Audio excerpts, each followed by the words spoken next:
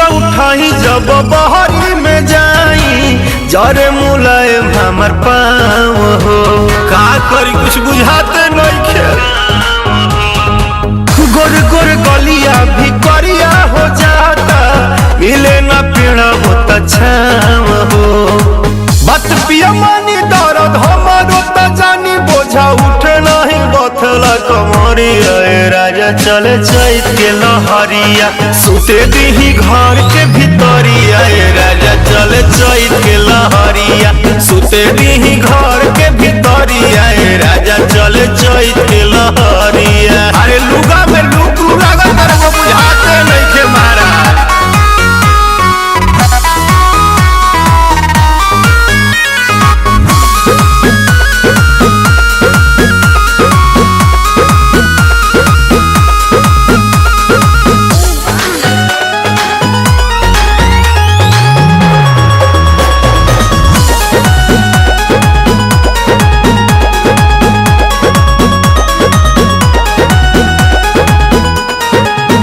लम्बी गावा न करा के नहीं रखनी लुका के ऊपर रूपवा बिगाड़े मन भीतरी से पे।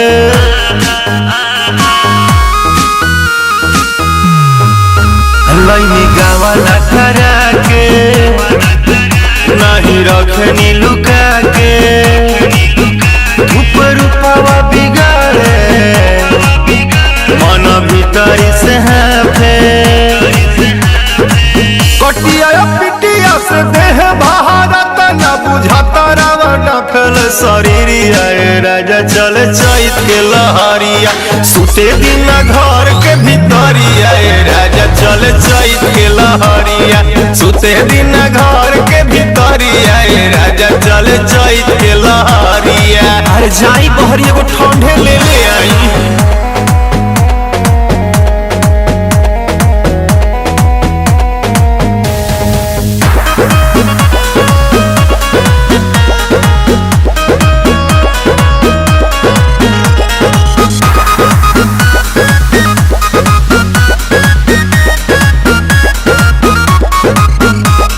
मंजे काका करी कैसे रसी हम बरी मंगल मोहन पगलाला हम तो भीतरी से जरी।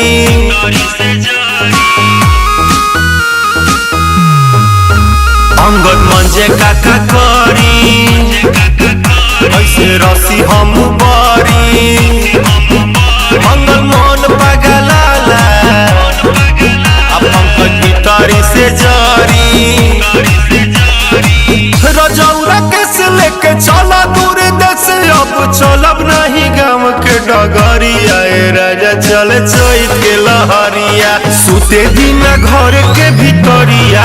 राजा चले चैत के लहरिया सुते दिन घर के भितरिया। राजा चले चैत के लहरिया सुत जाई संग धाके।